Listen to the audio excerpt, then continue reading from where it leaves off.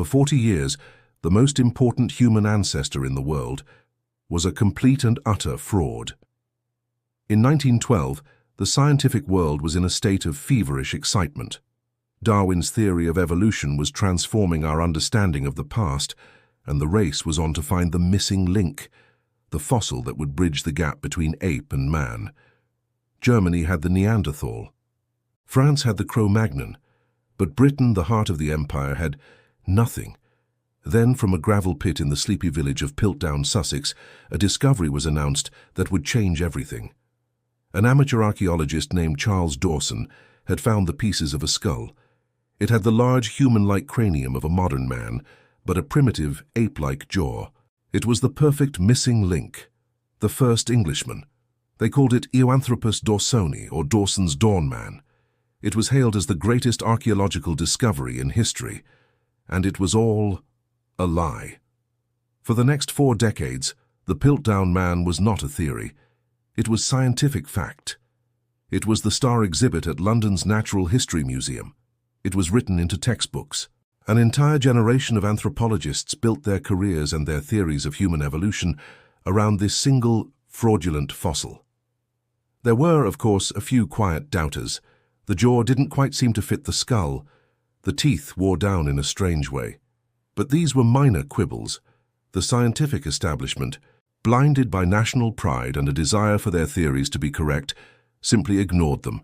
The Piltdown Man was exactly what they wanted to find: a human ancestor with a big brain and a primitive jaw. It confirmed their biases. And so, the lie festered at the very heart of science, derailing the true study of human evolution for a generation. This is where a historical embarrassment becomes a relic riddle. By the early 1950s, a new generation of scientists, armed with new technology, decided to re-examine the famous fossil. They weren't just looking at the bones, they were putting the relic itself on trial. The forensic takedown was a masterpiece. First, the fluorine dating test. This measures the amount of fluoride a bone has absorbed from the ground. The test proved conclusively that the human-like skull was only about 50,000 years old, while the ape-like jaw was just a few centuries old. They were from 2 completely different animals. Next, the microscope. When they examined the teeth, they found deep, crude scratches. The forger had taken the teeth of an ape, likely an orangutan, and crudely filed them down to make them look more human. And the final, damning piece of evidence: chemical analysis. The bones had been deliberately stained with an iron solution and potassium dichromate to make them look ancient. It was a paint job. The verdict was in. The Piltdown Man was not a missing link. It was a cheap forgery. A modern human skull paired with the jaw of an orangutan, all doctored to look like a groundbreaking discovery. The 40-year-old crime had been solved, but the exposure of the hoax created one final tantalizing mystery that remains unsolved to this day. Who did it?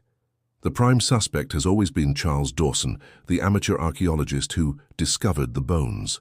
Was he a brilliant, ambitious fraudster desperate for fame? Or was he the gullible pawn in a much bigger game? Other suspects have been named, including the famous author Sir Arthur Conan Doyle, who lived nearby and was known to have a grudge against the scientific establishment. The case of the Piltdown Man is a profound and humbling cautionary tale. It is the story of a perfect crime, a forgery so successful it fooled the world's greatest minds. It's a riddle that reminds us that the most dangerous lies are the ones we desperately want to believe. The Piltdown Man is one of the greatest scientific frauds of all time. Who do you think was the real forger behind this 40-year-long lie?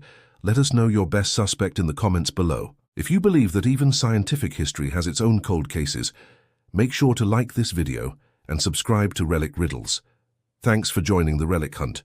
We'll see you on the next one.